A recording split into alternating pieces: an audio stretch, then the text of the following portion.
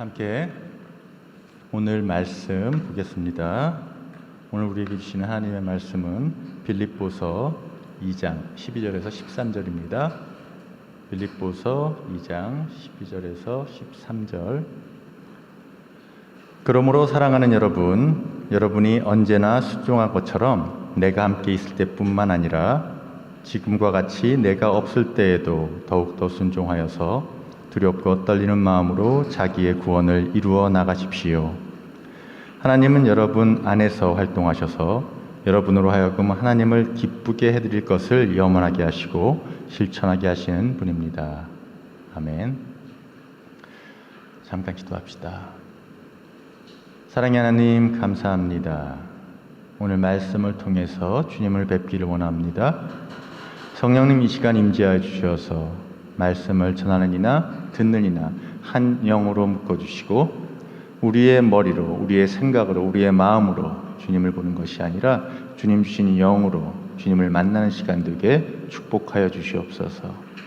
주께서 우리에게 지혜 주시고 우리에게 참 하나님을 보게 하실 영안을 뜨게 해주실 것을 믿사오며 그리고 주 예수 그리스도 이름으로 감사하며 기도드립니다.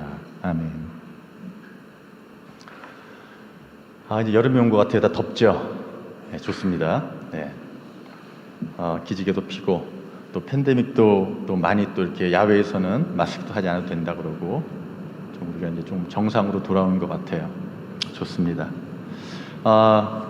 혹시 우리 2주 전부터 말씀 나눈 거 주제 기억나시나요? 2주 전에는 우리가 우리의 정체성에 대해서 한번 고민해보자. 정체성. 우리가 누구인가? 우리를 아는 것이 중요하고 우리에 대해서 진지하게 내가 누군지 아는 것이 정말 구원에 이르는 첫 번째 길이고 우리가 행해야 될 것이다. 그래서 예수님께서 거듭나라 말씀하신 것은 우리가 진지하게 정체성에 대해서 다시 한번 확인해야 되는 그런 것이다 라고 나눴어요.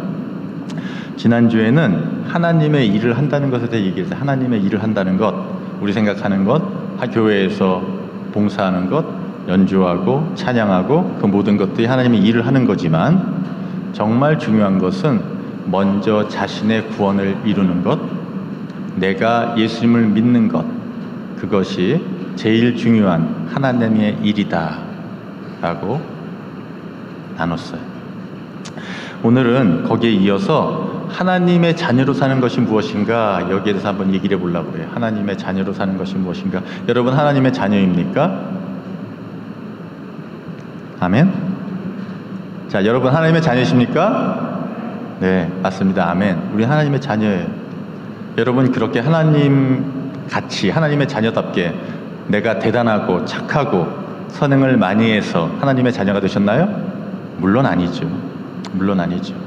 하지만 우리가 자신 있게 대답할 수 있는 이유는 예수님께서 우리를 대신해서 모든 죄값을 치러주시고 우리의 새로운 생명, 부활을 약속하시는, 실제로 부활하셔서 우리에게 너희들은 새로 났다 라고 증거해 주셨고 우리는 그 믿음 안에서 하나님의 자녀가 된 것이에요. 그죠?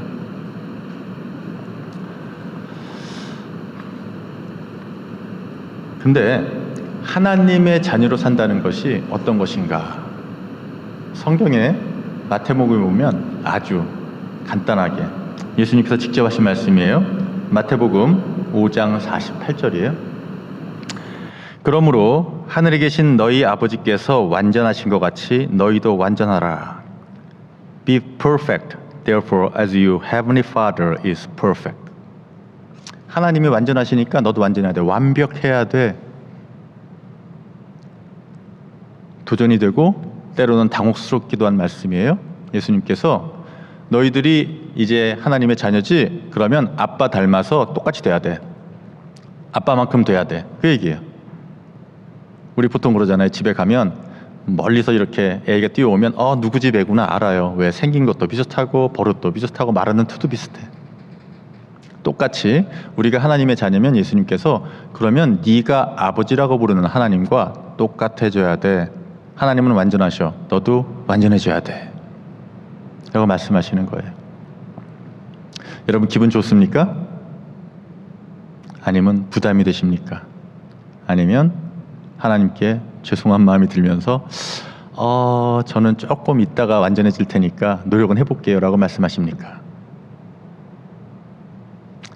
마치 우리가 예수님께서 하나님이 완전하시니 너희 아버지처럼 너희도 완전하라고 얘기할 때 저는 조금 빼주세요. 아직 준비가 안 됐어요.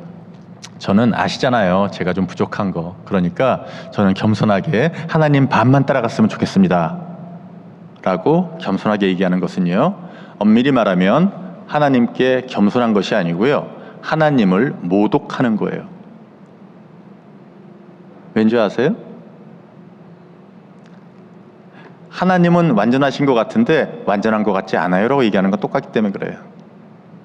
하나님은 완전하신데 제 생각에는 조금 모자르신 것 같아요. 뭐가? 저를 완벽하게 만드시기엔 좀 모자르신 것 같아요 라고 얘기하는 거예요.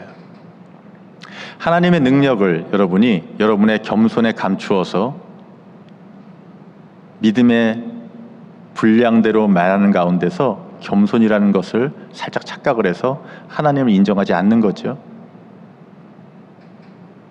전능하신 하나님은요 완전하지 않으신 것 같아요 라고 얘기하는 거예요. 즉 우리가 예수님께서 하나님 아버지가 완전하니 너희도 완전하라, 그때는 전부 다 아멘이라고 대답을 해야 돼요. 여러분 해봅시다. 뭐라고요? 여러분 완전해지십시오 하나님처럼 아멘. 그게 우리가 해야 될 대답이에요.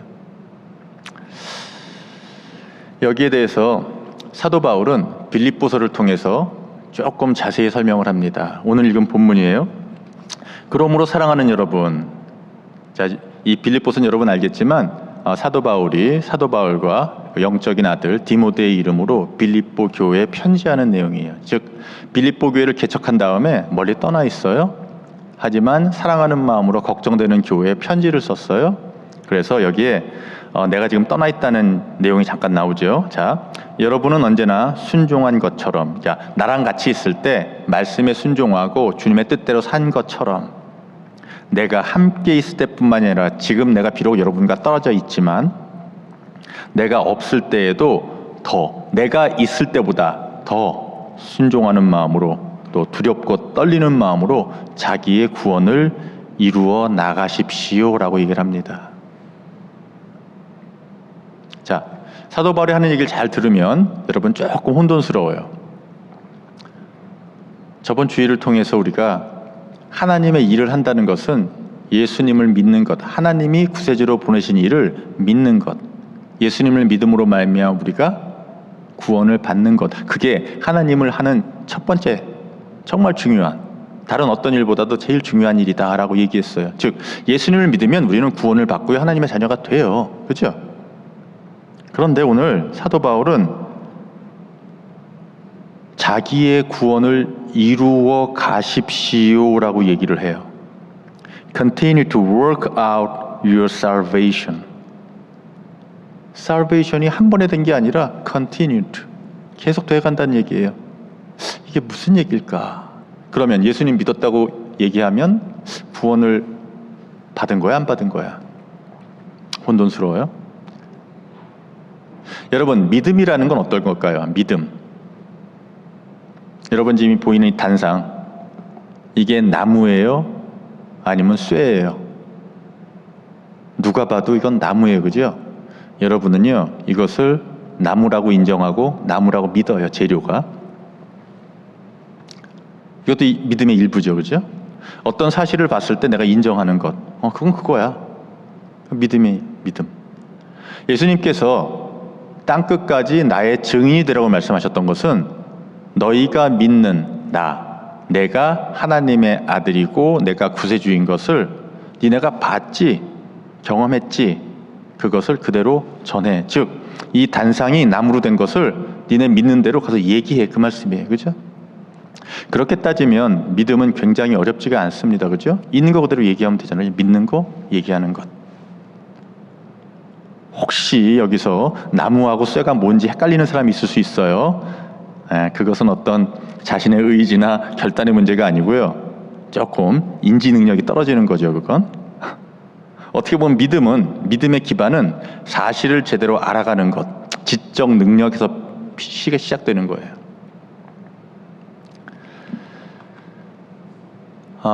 어떻게 보면 우리가 예수님을 구세주로 믿고 구원을 받아들이고 하는 모든 것이 나의 성찰, 나의 정체성의 확인을 통해서 나는 정말 죄 때문에 죽을 수밖에 없는 인간이고 하나님과 대적된, 하나님을 원수로 여겼던 나쁜 사람이구나. 내 죄를 씻을 길은 예수님밖에 안 계시구나. 저기 하나님의 징표, 하나님의 기적을 막 일으키시는 저 예수님이 하나님이 보내시는 속죄를 위한 양이시고 나를 대속할 구세주이신데 저분을 믿는 것이 내가 구원받는 길이야 라고 논리적으로, 이성적으로 마치 단상이 나무라고 하는 것처럼 인정했을 때, 그리고 입으로 고백했을 때 구원받는다고 얘기했고, 그것이 하나님의 일을 하는 것이다 라고 얘기한 거예요. 그런데 사도 바울이 다시 한번 얘기하지만 구원을 이루어 가라라는 개념하고 이 책상이 나무냐 쇠냐, 이거 나무야 라고 얘기하는 거하고는 조금 거리감이 있어요. 그죠? 이 문제 때문에 많은 교단이 갈라지기도 하고 신학자들이 많은 얘기를 했어요. 이런 거죠. 야고보서에 많이 나오지만 믿음이 있을 때 행함이 없는 믿음은 죽은 것이다. 그래서 행함이 있는 믿음을 강조하다 보니까 어떤 마음속에 가지고 있는 어떤 그런 믿음, 그것보다도 몸으로 보이는 행동들, 그런 걸 더 해야 돼. 즉 내가 사회봉사를 많이 해야 되고 교회에서 헌신해야 되고 이런 걸 통해서 나의 믿음이 드러나는 거야. 심지어는 헌금도 10만 불, 막 밀리언 이렇게 해야지 믿음이 큰 거야. 외적으로 보이는 행동에 의해서 믿음을 재는 그런 오류가 생길 수가 있고요. 또 하나는 이런 거예요. 믿음으로 구원 얻는다고 그랬잖아요. 예수님 내가 믿잖아요. 구원 얻었는데 내가 한두 번 예수님 성경에 말하는 죄를 지었다고 내가 지옥 가겠어? 믿음으로 구원 받았는데 괜찮아. 오늘까지는 실컷 놀아. 괜찮아. 조금 죄 지어도 돼. 예수님의 보혈의 피는 더 크시니까 다 용서 받을 거야. 자, 두 가지 예를 들었을 때 여러분 마음에 어떤 생각이 들어요? 맞는 말 같은데 조금 너무 심하게 나갔다 싶은 마음이 좀 들 거예요. 그게 정상이에요. 아주 극단적인 거죠. 행위를 너무 강조하다 보니까 정작 예수님을 믿는, 사실을 인정하는 단계의 믿음을 경시 여겼고요. 또 하나는 너무 예수님을 구세주로 인정하고 예수님의 능력에 대해서 막 신뢰를 가지니까 몸은 안 따라도 된다. 이렇게 조금 더 나간 거예요. 둘 다 너무 극단적이에요.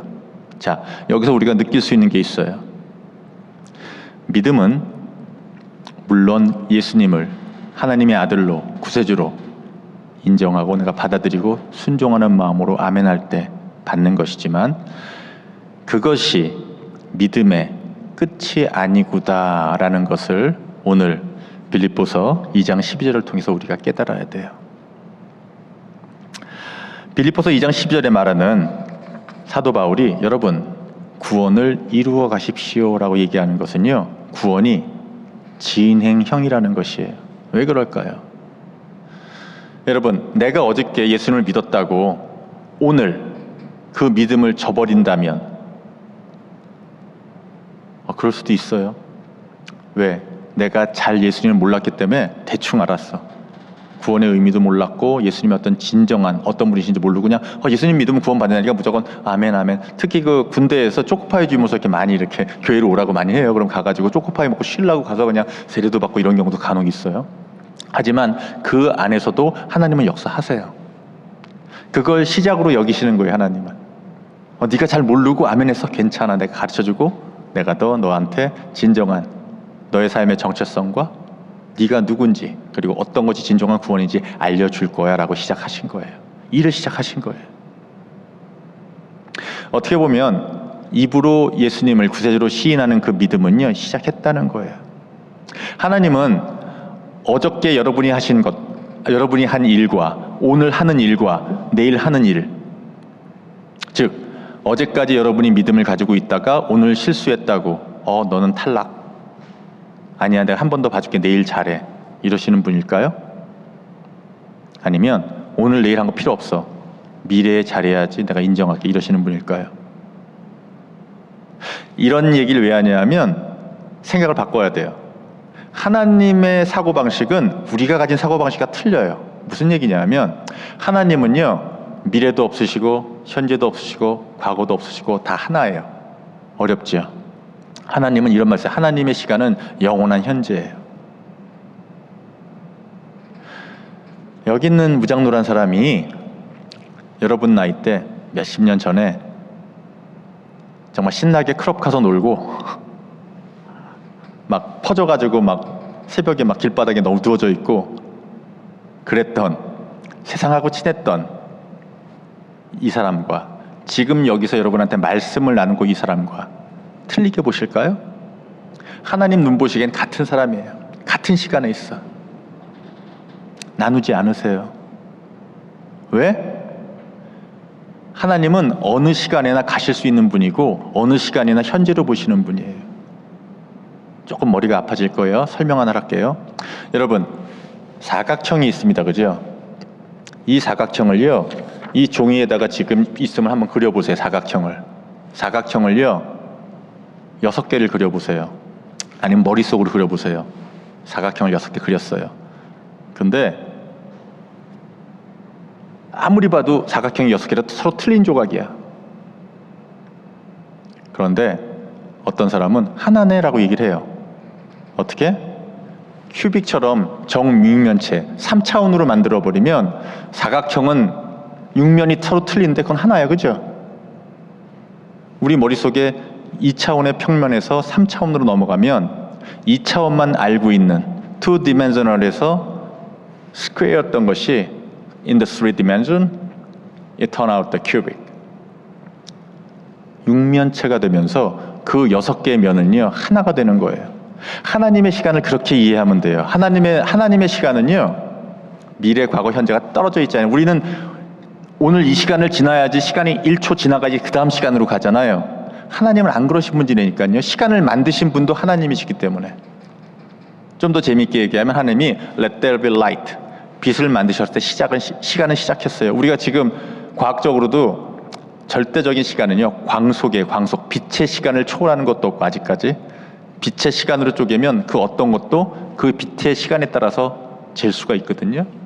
어떻게 보면 하나님께서 빛을 통해서 혼돈을 없애셨지만 빛을 통해서 시간이란 질서를 만드셨어요. 그런 개념에서 우리의 과거, 현재, 미래는요 우리한테 과거, 현재, 미래지 하나님한테는 하나란 말이에요. 육면체 하나. 그렇다면 우리가 구원을 육면체가 있어요. 이쪽 면은 구원이 있고 이쪽은 구원이 없는 면이고 이 위는 반만 구원이 있는 면이고 이런 게 존재할까요? 그렇지 않다는 거예요. 우리는 과거엔 나쁜 사람이고 지금은 구원받은 사람이고 미래에는 또 유다처럼 배반할 사람이고, 우리 머릿속엔 시간을 생각하면 도대체 우리가 정말 구원받았는지 아닌지 막 헷갈리지만 하나님 보시기에는 6개의 사각형이 하나의 육면체가 된 것처럼 하나로 보신다니까요. 그렇다면 우리도 하나님의 시간 개념에서 나를 바라볼 때 나의 구원은 과거에도 있지 않고요 미래에도 있지 않고요 지금 이 순간 내가 구원에 있는지 늘 1초 내가 나의 고백을 리마인드하고 제대로 보지 않으면 안 된다는 거예요. 조금 어렵게 얘기했지만 사도 바울이 여러분이 이룰 구원을 이루어봐라, 이 얘기는 하나님의 시간에서 봤을 때 다 하나입니다 라는 철학적인 뜻도 있지만, 이제 쉽게 설명할게요. 그것을 이런 거예요. 내가 예수님 믿고 구원받았다는 건요, 여러분이 한국엔 뭐 사관학교가 있지만 미국에는 웨스트 포인트 있잖아요. 그죠? 이 장교가 되려고 그러면 사관학교에 가야 되잖아요. 그죠? 그러면 사관학교 가면은 내가 장교가 되겠다고 결단을 한 거예요. 그죠? 그러면 제일 먼저 뭘 하죠? 머리도 길고 사복을 입고 있다가 머리 다 짧게 자르고 옷도 다 군복으로 갈아입어요. 그죠? 사관 옷으로 바꿔 입어요. 왜? 자, 옷 바꿔 입었다고 이 사람이 총 잘 쏘고 전투 잘하는 장교인가요? 아니죠. 내가 지금 사관학교 갔는데 아무것도 모르는데 옷만 바꿔 입었어.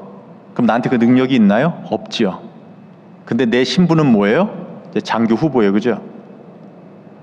어떻게 보면 저번 주까지 얘기했던 내가 예수님을 믿고 구원을 받았다라고, 내가 하나님의 자녀라고 내가 아멘 했던 것은요, 그렇게 사관학교에 입교한 걸 얘기해요.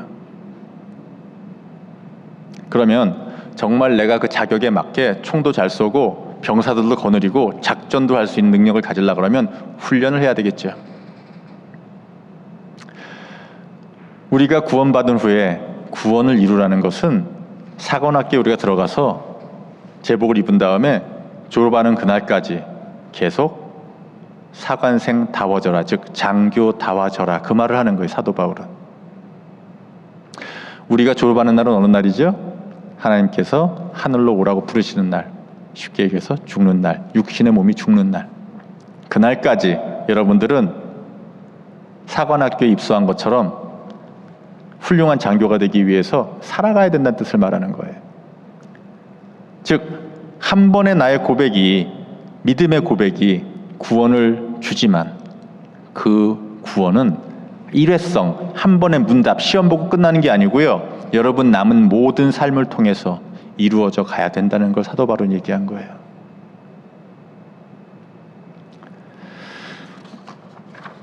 그리고 아까 그 내 장교로서의 최고의 장교로서의, 그러니까 입소한 사관생이 장교로서의 마지막 모습은 뭐냐 하면, 믿음을 가진 자가 마태복음 5장 48절처럼 하나님의 완전하신 모습까지 가는 것, 그게 목표인 거예요. 그것을 사도 바울은 여러분의 구원을 이루세요라고 얘기를 한 겁니다. 가끔 여러분의 구원을 이루세요, 사도 바울이 구원을 이루십시오 그럴 때 그런 사람들이 있어요. 뭐야, 그러면은 열심히 하다가 내가 잘 안 되면 잘리나? 구원을 잃어버리나? 그렇지 않아요. 생각해 보세요. 사관학교에 입소해서 자기가 자퇴서를 내지 않는 이상, 그죠? 그리고 사관학교에서 큰 결격성, 그러니까 사관학교에 들어가서 그러니까 중간에 안 될 확률, 그것은 자기가 포기하지 않는 이상 거의 힘들어요. 그리고 하나님께서 거기에 대한 보증을 하나 걸어주셨어요, 우리에게는.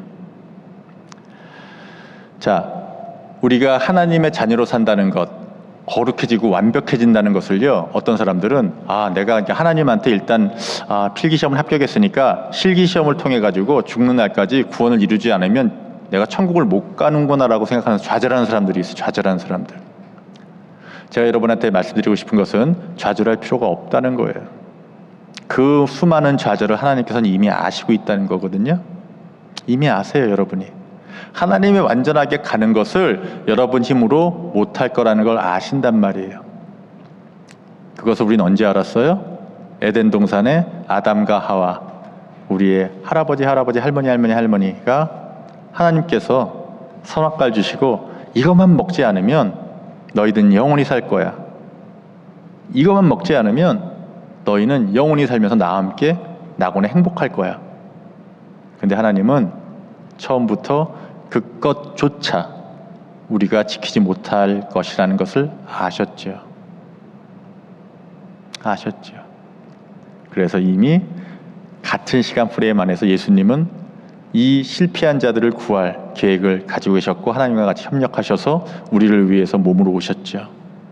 그리고 우리한테는요, 우리 요즘 재밌는 이렇게 재밌는 뭐라 그럴까, 뭐 쇼프 이런 게 많더라고요, 드라마 같은 거, 그죠? 그러면 시즌 2 있잖아요, 그죠? 우리 어떤 분 여러분은요, 예수님을 통해서 에덴 동산 시즌 2를 살고 있는 거예요, 지금. 여러분한테 하나님께서 똑같은 질문을 하십니다. 예수님을 통해서 너희들이 이제 제복을 다시 입혀줬어, 너 구원 받았어. 근데 내가 원하는 건 나의 완전함까지 도달하는 게 내 소원이야. 할 수 있겠니? 여러분은 아멘 해야 되지만 저조차도 확신이 없어요, 그죠? 확신이 없어요.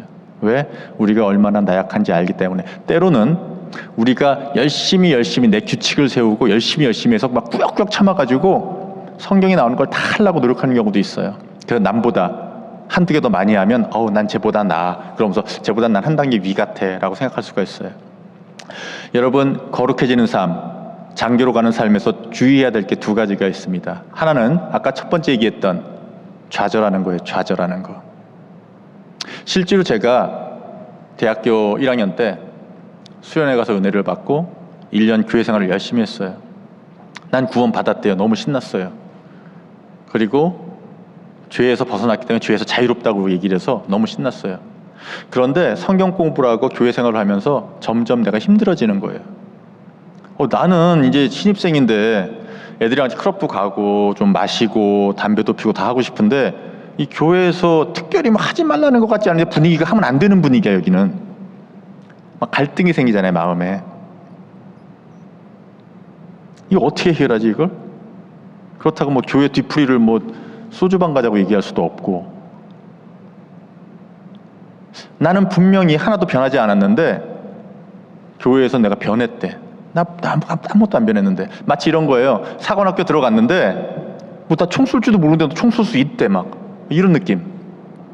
그리고 특별히 내가 뭐 총을 이렇게 잘 쏘고 싶은 마음도 없어, 솔직히. 그냥 제복이 멋있고 그냥 그러니까 간 것 같아. 그런 상황에서 그냥 꾸역꾸역 참고 성경에서 말씀하신 대로 하나님 뜻대로 살려고 그러다 보면은요, 내가 지쳐요.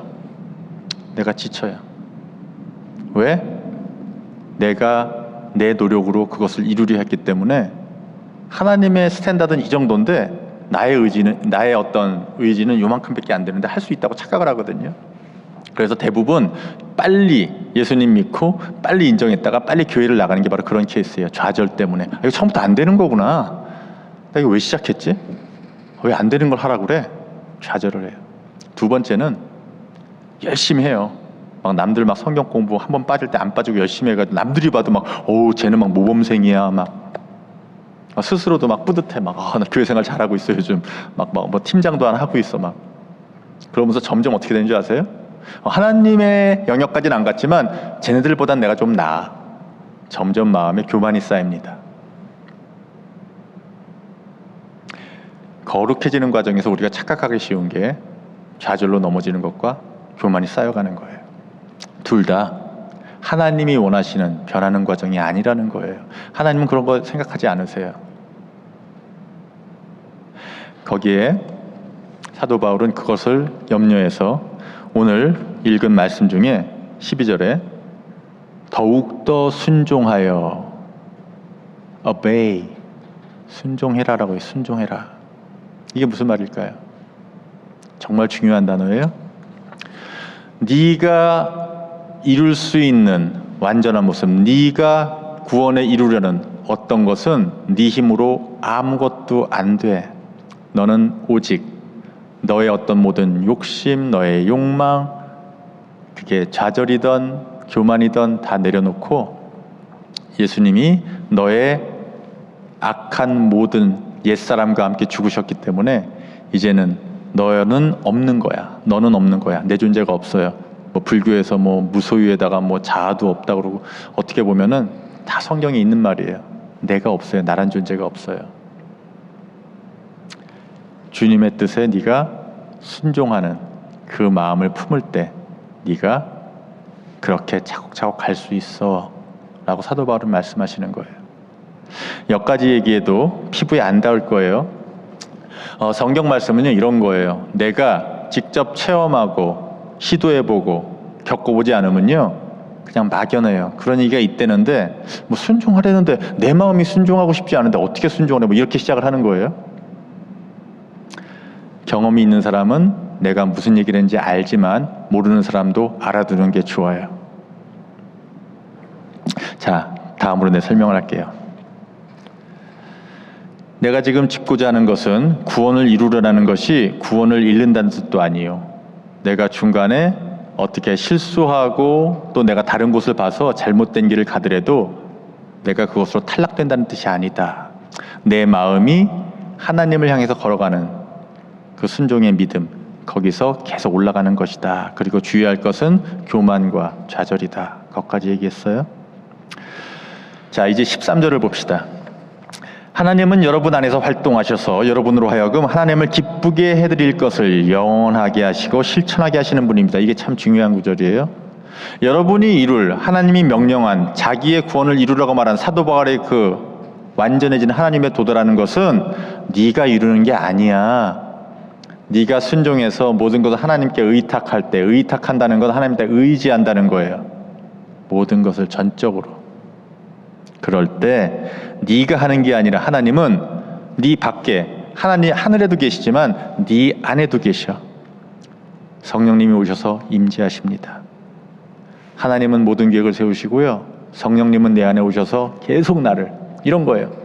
내가 죄를 짓잖아요. 하나님을 안 순간부터 죄 짓던 게 옛날하고 틀려. 옛날엔 뭐 남들도 다 하는데 아무 생각 없이 죄 지었는데 슬쩍 마음속에 찔림이 와. 양심이라고도 말하는데 하나님은 하나님의 거룩한 모습의 일편을 조금 주셨어요. 사람한테 완전하진 않지만 양심도 있어요. 하지만 우리가 예수님을 영접하고 하나님의 자녀가 됐을 때는요, 그게 더 세져요. 밖으로는 얘기 안 하지만 내 마음속에 막 찔림이 생겨. 이거 아닌 건 아는데 내가 못 참겠어, 막 이런 마음이 드는 거예요. 그게 바로 성령님이 역사하시고 하나님이 도와주시는 거예요. 성령님은, 하나님은요 강압적으로 일 안 하세요. 특히 성령님은요 속삭여 주세요. 좀 찔리지? 한번 생각해봐. 이거 하나님 뜻 아닌 것 같지? 너 알잖아. 가지 말자 우리. 그러면 그 결정은 우리가 하는 거예요. 그게 바로 에덴 동산 시즌2라는 거예요. 이제 시작된 거예요. 하나님께서 선악과를 먹지 말라고 하셨는데 먹을까 말까, 먹을까 말까, 먹으면 좋은데 먹을까 말까, 사탄이 유혹을 해, 뱀이 막 유혹을 해. 저거 먹으면 하나님하고 똑같아져, 먹어봐. 아니야, 먹으면 안 돼. 이 고민이 성령님과 함께 시작이 됩니다. 그전에는 이런 양심의 고백을, 양심에 내가 사기를 쳐? 막 돈을 막 훔쳐봐?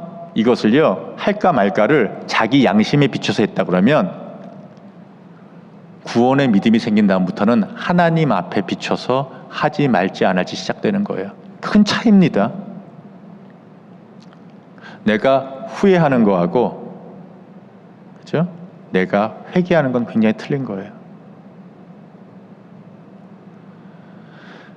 여러분, 하나님께서 13절에 하나님은 여러분에 활동하셔서 하나님이 여러분을, 하나님을 기쁘게 해드릴 것을 염원하게 한다. 어려운 말이죠.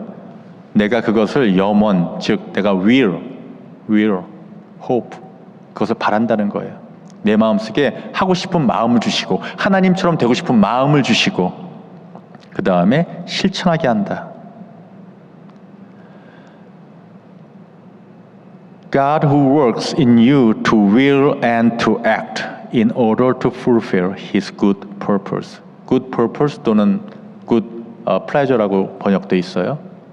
이 그리스 말은 두 가지 다 번역되기 때문에 하나님의 기쁘심을 위해서 또는 하나님의 목적을 위해서, 즉 하나님의 목적은 아까 얘기했어요. 나처럼 거룩해져라. 그 목적을 위해서 그 마음속에 그것을 하게끔 하는, 하고 싶어하는 마음을 주시고요, 그것을 꼭 실천하게 만들어 주신다는 거예요. 여러분, 이런 과정을 통해 내가 조금씩 전에는 총도 못 쏘던 애가 총도 좀 만져보고 관역도 한번 해보고 훈련도 해보고 작전도 짜보고 막 훈련하는 거예요. 하나님 없이 살 때는 내 맘대로 살고 먹고 싶을 때 먹고 놀고 싶을 때 놀았는데 이제는 하나님의 뜻에 따라서 무슨 일 하든지 간에 주님이 뭐가 기쁘신 뜻이지 조금씩 내가 훈련해 간다는 거예요. 그런데 아까도 얘기했지만 내가 스스로 그것을 하려고 했을 때는요 교만해지든지 좌절하게 되어 있습니다. 하지만 주님께서 내 속에 들어오셔서 역사하시면요 좌절도 안 하고요, 교만도 안 하고요, 점점 하나님의 모습대로 닮아갈 수밖에 없어요.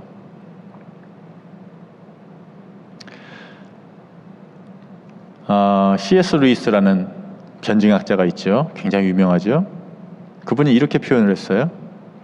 하나님의 순종에서 하나님의 일을 해서 구원을 이루어가는 그런 과정들, 그것은 마치 어린아이가 아빠 생일 때 내가 선물 사게 $6만 주세요. 그럼 아빠가 $6 줍니다. 그럼 애기가 아빠 선물 사러 갈게요. 그리고 선물 사왔어요.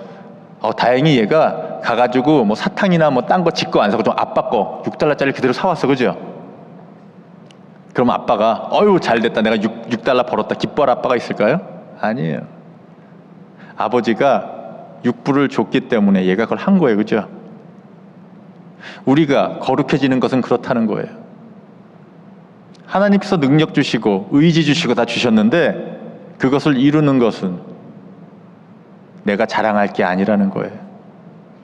하나님이 이니시티브를 쥐고 있기 때문에 우리의 자랑은 없다는 거예요. 그리고 설령 내가 아버지 선물 사러 가다가 실수해서 넘어져서 꽃병 샀는데 깨트릴 수도 있고, 마음이 연약해서 가다가 사탕 2개를 사 먹어가지고 딴짓을 했을 수도 있어.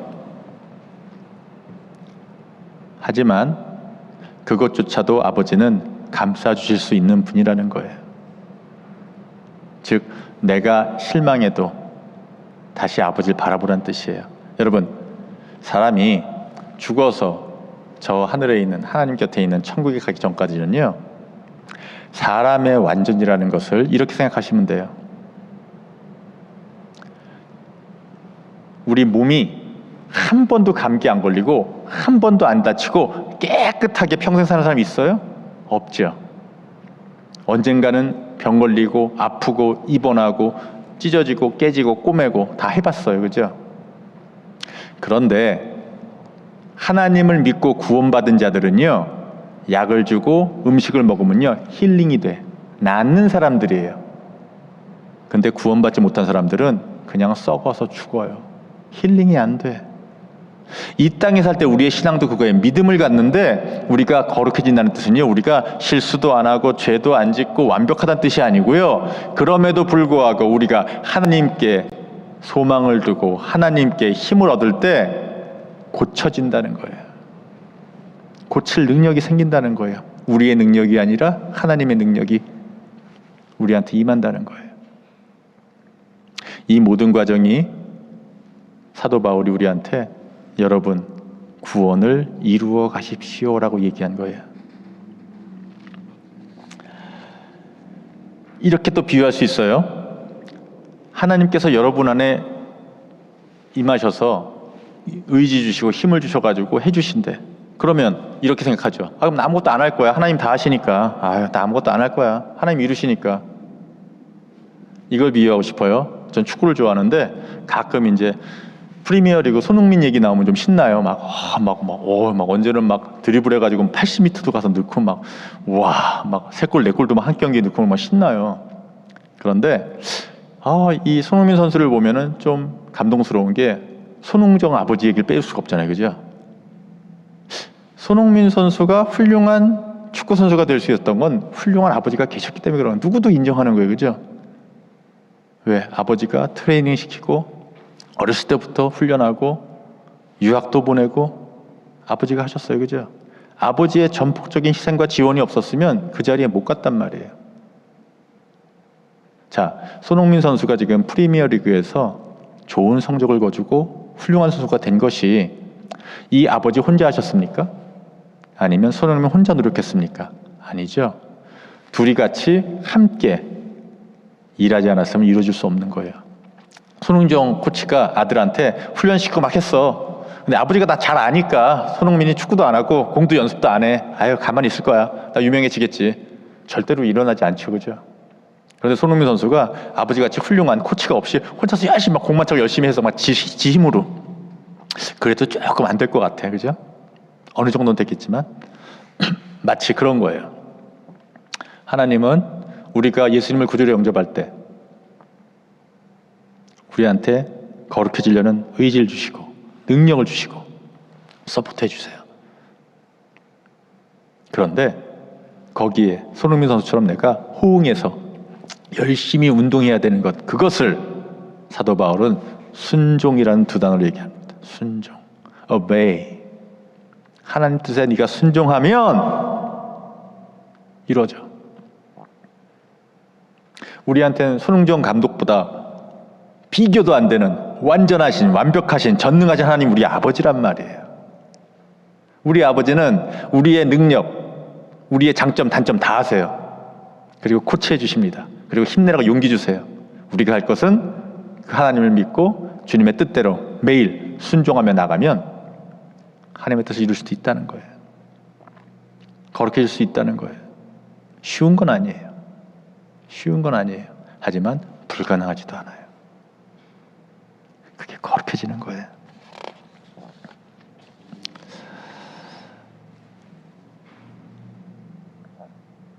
거룩해지는 삶을요, 이렇게 표현하고 싶어요. 매 순간 하나님을 내 삶의 이유로 삼았느냐 안 삼았느냐. 여러분 잘 아는 다윗 얘기가 있어요. 다윗을 하나님께서 이새, 그 아버지 이새의 집에 가서 아들이 많잖아요. 사무엘을 보내가지고 이제 여기 아들 중에 이제 이스라엘 왕 될 자가 있으니까 뽑아라. 사무엘이 딱 가가 보니까 큰 아들이 나왔는데 막 등치도 좋고 잘생겨서 얘구나. 근데 하나님이 아니야. 그러죠. 둘째도 얘구나. 아니야. 결국은 막내까지 가서 하나님께서 양치고 있는 다윗을 불러오게 하시잖아요. 그죠? 사무엘상 16장 7절에 이렇게 말씀하십니다. 여호와께서 사무엘에게 이르시되 그의 용모와 키를 보지 말라. 내가 이미 그를 버렸노라. 내가 보는 것은 사람과 같지 아니하니 사람은 외모를 보거니와 나 여호와는 중심을 보니라. 하나님께서 나 걔가 가진 능력, 특기, 장기, 생긴 거 난 안 따져. 나는 그 사람의 중심을 봐. 중심. 이게 무슨 뜻일까요? 혹자는 이렇게 생각할 수 있어요. 하나님께서 다 택하시고 다윗을 정하시고 그 마음을 보시고 택하시네. 그 마음도 주신 거 아니야? 물론 그러셨겠죠. 곰곰이 생각해 보세요. 성경에 나오는 택하셨다, 구원을 주셨다, 이 뜻은요 정말 로봇처럼 하나님이 프로그램하고 정하셨다는 뜻이 아니라는 걸 여러분 아셔야 돼요. 만약에 그렇다 그러면 에덴 동산 1도 없었어요. 지금 우리는 시즌 2를 얘기하고 있잖아요. 그죠? 에덴 동산 시즌 2도 존재할 수가 없습니다. 하나님이 보시는 것은요 각 사람의 생긴 것, 조건, 환경, 가진 것 다 안 따지고 그 마음의 중심, 즉 그의 마음이, 그의 관심이 하나님한테 있는 사람을 찾으신다는 게 중요한 거예요. 여러분 정말 여러분의 삶을 통해서 여러분의 마음이 하나님을 보십니까? 그게 뭔지 내가 예를 들어줄게요. 다윗은 골리앗이랑 싸울 때 하나님을 막 욕하는 저 골리앗이 화가 나가지고 꼬마가 나갑니다. 사울한테. 아니 저렇게 할례도 받지 못한 자가 우리 하나님을 욕하는데 왜 아무도 안 나가서 싸우냐고. 그러면서 이렇게 얘기합니다. 사무엘상 1장 37절에 이렇게 얘기해요. 또 다윗이 이르되 여호와께서 나를 사자의 발톱과 곰의 발톱에서 건져내신즉 나를 이 브레셋 사람의 손에서도 건져내시리이다. 사울이 다윗에게 이르되 가라, 여호와께서 너와 함께 있기를 원하노라. 자, 여기서 우리가 주목해야 될 것은요 다윗의 고백이에요. 다윗의 고백. 다윗은요 자기가 재산으로 가지고 있는 양을 친 사람이 아니에요. 34절에 보면 다윗이 사울에게 말하되 주의 종이, 즉 자기가 아버지의 양을 지킬 때, 즉 아버지가 시켜서 한 거야. 이 얘기는 뭐냐 하면 그 당시에도 목동은요 가장 천한 직업이에요. 지금 우리 사회에서도 일에는 귀하고 천한 게 없지만 사람들 마음속에는 좋은 일 나쁜 일이 있잖아요. 그죠? 쉽게 얘기해서 아무도 안 하려는 수리디 안 좋은 직종이에요. 그것도 자기 비즈니스가 아니라 아버지가 시켜서 하는, 집안일을 도와주는, 즉 내세울 게 없는 일을 하는 거예요 지금 다윗이. 그런데 그 일을 하는 가운데 있어서 곰이 오고 사자가 왔는데 자기가 그 앞절에 싸웠다고 얘기를 해요. 뭐 수염을 뽑고. 그런데 내가 한 것이 아니라 하나님께서 나를 지켜주시고 곰과 사자를 물리쳐 주셨다고 고백하는 그게 정말 중요한 거고요. 그게 바로 다윗이 하나님께서 마음을 보실 때 아하, 다윗이 정말 나를 바라는 아이구나라고 아셨던 거예요. 비유를 해볼게요. 여러분 지금 가진 직업, 하는 일이 변변치 않아 보여요? 직업도 없어요? 학생이에요? 아무도 안 알아줘요? 이거 해가지고 내가 뭘 대단해질까 걱정돼요? 다윗은 지금 그런 일을 하고 있어요. 아버지 집에서 그런 하찮은 일을 하는 거예요. 남들은 하찮게 보는 일을 한단 말이에요. 하찮게 하는 일을 하는데 그 가운데서 하나님의 임재를 고백할 수 있는 사람. 별 볼 일 없는 일을 하는데 하나님 이거 도와주시네? 별 볼 일 없는 것 같은데 아버지 것을 내가 하나님 일처럼 열심히 하는데 하나님께서 위기를 모면해 주시겠구나, 지혜를 주셨구나, 이런 역사를 해주구나. 매일매일 하는, 남들이 볼 때 하찮은 일에서 천지를 지신 하나님을 보고 느끼는 그 사람, 그게 바로 하나님이 찾는 마음이라는 거예요. 여러분 그렇게 사십니까? 저도 완전히 이렇게 못 살아요. 창피하지만. 하지만 저도 사관학교에 들어온 사람으로서 될 수 있으면 매일매일 그렇게 살려고 노력은 해요. 특히 전 에피소드가 운전하고 많이 있는데, 운전하다가 막 갑자기 끼어들어가지고 막 욕하고 가는 사람들이 있으면 화가 나잖아, 같이. 저도 한 성격 하기 때문에 막 그때 빵빵거리고 막 싹 가가지고 막 해야 되는데, 이걸 하나님이 보신다고 생각이 딱 드는 순간, 자주 있으면 좋은데 가끔 들어요. 그럴 때는 참게 돼요. 아, 하나님께서 왜 저분을 내 앞에 차를 끼게 하셨을까? 또 테스트 하시는구나. 마치 다윗이 곰이 사자가 자기 양을 가져가요. 정말 별 볼 일 없는 일을 해요. 하나님이 원하시는 것은 곰과 사자를 잘 물리치는 기술을 길르라고 하신 게 아니란 말이에요. 그 과정에서 내가 너를 지켜보고 있고 내가 너를 건져주겠다, 내가 너를 도와준다는 실체를 보길 원하시는 마음을 다윗은 알았던 거예요. 여러분이 하는 하찮은 일, 여러분이 생활하는 사소한 사건 가운데서 하나님께서 여러분한테 원하시는 질문을 캐치하셔야 돼요. 이 하찮은 일, 부조리한 일 가운데서 내가 그냥 세상 투정을 할 것인가, 누굴 미워할 것인가, 아니면 하나님께서 내가 원하시는 마음이 무엇일까? 저 사람을 한 번 더 이해하고, 내가 한 번 더 하나님 입장에 생각을 하고, 내가 갑자기 화내기보다는 캄다운하고 하나님께 도움을 청하는 그 모습을 원하실까? 하나님이 찾는 사람은요, 대단한 사람 아니에요. 하나님 말씀하셨잖아요. 나는 외모를 보지 않는다. 그 말은 뭐냐 하면 세상에서 인정하는 건 아무것도 안 봐. 왜? 하나님이 주시면요, 다 해결될 문제예요. 중요한 건 하나님께서 모든 걸 주셨을 때 그것을 내 뜻대로 움직일, 순종하는, obey하는 마음이 있느냐, 그걸 보시는 거예요. 그리고 모든 상황을 내 뜻대로 보느냐, 그걸 찾으시는 거예요. 여러분은 그런 사람이 돼야 돼요. 비유를 할게요. 여러분이 지금 가진 직업이 있어요. 가구를 만드세요? 의료기에 봉사하고 있어요? 디자인을 해요? 피아노를 쳐요? 첼로를 해요? 다 좋아요. 여러분은 원하는 게 다 그거죠. 첼로에서 최고 되고 싶어. 가구 만들어서 유명해지고 싶어. 디자인해서 뜨고 싶어. 나쁜 거 아니에요. 그런데 천국 가면 하나님께서 너 무슨 상 받고 왔다며? 안 물어보세요. 왜? 성경에 나오잖아요. 나는 외모를 안 본다. 즉 네가 이룬 업적도는 안 보겠다는 뜻이에요. 뭘 보실까요? 여러분, 성경에 기록되어 있는 것을 잘 살펴보면 하나님께서 뭘 중요하게 생각하시는지 알 수가 있어요. 무엇이냐? 만약에 하나님께서 여러분이 가진 직업에서 성장하고 유명해지고 성공하는 걸 원하신다 그러면 오늘 사무엘상에 이렇게 나와야 돼요. 다윗은 하나님과 함께해서 곰과 사자를 잡는 방법이 대단하였더라. 1번, 2번, 3번 쫙 나와야 돼요. 돌팔매짓을 잘해서 줄을 뭘로 만들고 스트링은 얼마로 하고 3번 돌려서 왔을 때 던지는 이 기술이 축줄했더라. 그걸 성경이 기록해야 돼요. 그걸 원하시면. 근데 그 말은 아무것도 없어. 단 몇 줄이야. 중심이 하나님께 향한다는 그거밖에 없어요. 그러면 답은 간단하죠. 여러분이 어떤 직업을 갖던 어떤 일을 하던 하나님 보시는 건 여러분이 그 일을 얼마나 잘하느냐, 기술을 습득했냐가 아니라니까요. 물론 하나님과 함께하면 그 분야에서 전문가가 될 수 있고 유명해질 수가 있어요. 그건 덤으로 오는 거예요. 근데 중요한 것은 여러분이 그 일을 하나님의 마음으로 했느냐가 중요한 거고, 그 일을 하나님이 동행하셨느냐가 중요한 거고, 하나님께서 이루어주신 것을 여러분들이 알고 감사했느냐예요. 그게 하나님이 원하시는 구원을 이루는, 사도 바울이 부탁한 구원을 이루세요. 그 얘기예요.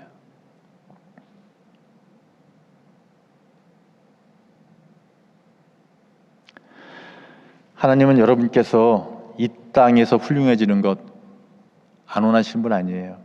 그것도 있으면 좋아요. 하지만 그것은요, 항상 buy one, get one free 같은 거예요. 하나님의 마음을 바로 알고 삶의 중심을 하나님께 두는 자들한테는 하나님께서요, 능력 주시고요, 지혜 주십니다.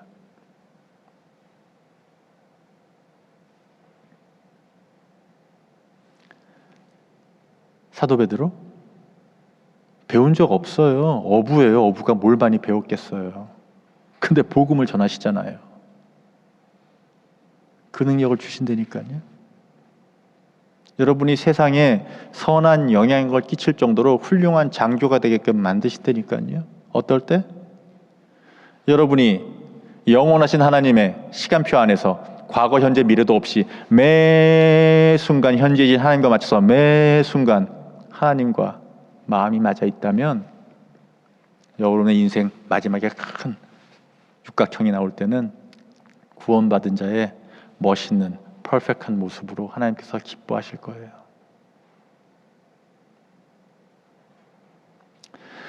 얘기를 마무리하겠습니다. 우리가 특히 저 같은 경우에 대학교 때 구원에 이루라 그러니까 막 버거웠어. 하나님 어떠신 분인데 나보고 뭘 닮으래. 너무 힘들어. 이렇게 사느니 어차피 하다가 안 될 거니까 나는 편하게 여기서 내가 원하는 거 하다가 죽을게. 이런 마음이 들었어요. 어차피 안 될 거니까. 근데 어떻게 하나님 같이 돼? 안 될 거 고생하다 실패하느니 처음부터 하지 말고 여기서 실컷 놀자, 이 땅에서. 그게 여러분 지금 이 땅에 있는 하나님을 모르는 모든 사람들의 마음이에요. 이 땅에서 출세하고 이 땅에서 돈 벌고 이 땅에서 권력 잡고 이 땅에서 할 수 있는 거 다 하자. 그러고 죽자. 왜? 어차피 안 되니까. 그 마음은요, 예수님을 구주로 영접하지 않은, 구원받지 않은 마음들이에요. 우리는 설령 실패하더라도 안 될 것 같이 보이더라도 그 끈을 놓으면 안 돼요. 끝까지 잡아야 돼요. 내 악으로 깍으로 잡는 게 아니라 선하신 하나님이 손흥민 아버지처럼 코치해 주시고 서포트해 주시고 힘 주시고 난 그냥 그 아버지 믿고 열심히 하면 돼. 더 중요한 것, 하나님 목표가 뭔지, 하나님 마음이 뭔지 늘 여러분의 일을 완성하려고 그러지 마시고요. 그 일 안에 포함되어 있는 다윗처럼 곰과 사자를 잡아보니까 코수염을 하고 눈을 찔리니까 도망가요. 이런 얘기 안 했거든요. 하나님이 날 지키셨습니다라고 간증하거든요. 여러분 모든 일 가운데 내가 이런 일 해보니까 이게 숙달돼서요. 나 이거 잘해요. 그렇게 간증하시면 안 돼요. 그 가운데 하나님께서 임하셨습니다. 이루신 걸 난 봤습니다. 이게 바로 하나님께서 원하시는 삶의 자세예요. 삶은요, 부담스럽고 거룩하게 사는 것, 완전해지는 것을요, 처음에 저 부담 느껴서 교회 안 나갔다 그랬잖아요. 그죠? 근데 요한복음 1장 12절에 이렇게 나옵니다. 그러나 그를 맞아들인 사람들, 곧 그 이름을 믿는 사람들에게는 하나님의 자녀가 되는 특권을 주셨다. 특권. The right to become children of God. Right. Privilege. 의무가 아니에요. It's not just a responsibility. It's privilege. It's a right. 내 권리예요. 여러분, 하나님께서 여러분들에게 거룩해져라. 바울이 여러분들에게 여러분 거룩해지세요. 구원을 완성하세요. 그것을요, 의무로 여기시면 안 돼요. 의무를 갖는 사람은 하나님의 능력을 무시하는 사람이고 내 능력을 믿는 사람들이에요. 의무감을 갖고 두려워한다는 것은요, 내가 아직 예수님을 완전하신 하나님을 고백 안 했다는 뜻이에요. 그럴 때 여러분 자신 있게 아멘, 내가 여기 있나이다. 내가 주님과 동행하겠습니다. 라고 고백하는 자가 될 때 그게 바로 세상이 갖지 못하는 하늘나라 하나님의 자녀들이 가진 특권인 거예요. 여러분은 그 특권을 누리셔야 돼요. 뒤로 물러서면 안 돼요. 세상 어느 사람들이 내가 하나님과 같이 거룩하게 되겠다는 거룩한 마음을 품고 세상의 모든 어떤 사람들이 하나님처럼 되겠다는 그런 정말 사람이 가져야 될 마음, 그런 특권을 갖겠냔 말이에요. 예수님을 믿는 우리밖에 할 수가 없어요. 여러분이 삶 속에서 그런 모습으로 살고 하나님이 도우심으로 세상이 하나님께서 역사하시는 기적을 볼 때 세상은 변합니다. 남들 변화시키는 게 아니고요, 내가 그 특권을 누릴 때 세상이 변화받고 나같이 많은 하나님 나라의 군사들이 늘어날 거예요. 여러분 모두 그런 하나님의 자녀가 되는 특권을 가진 모두가 되시기를 간절히 소망합니다. 기도하십시다. 하나님 아버지, 감사합니다. 우리는 별 볼 일 없습니다. 보잘것 없습니다. 실패자들입니다. 아니, 반역자들입니다. 주님께 칼날을 들이댔던, 주님께 순종하지 않았던 반역자들입니다. 하지만 아버지, 주님께서 하나밖에 없는 독생자를 우리에게 주시고 그로 말미암아 우리를 다시 시작하게 하셨사오니 주님, 우리 마음속에 주님을 닮아가는 그 거룩한 소망을 품게 해주시고 성령님 인도해 주시고 지혜 주셔서 우리로 하여금 주님께 매일매일 다가가는 주님의 자녀로서의 특권을 누리는 모두가 되게 역사해 주시옵소서. 우리를 구원하여 주시고 우리를 위해 충보해 주시고 또 우리를 영원까지 인도하실 우리 구주 예수 그리스도의 이름으로 감사하며 기도드립니다. 아멘. 다 함께 일어나셔서 찬양하심으로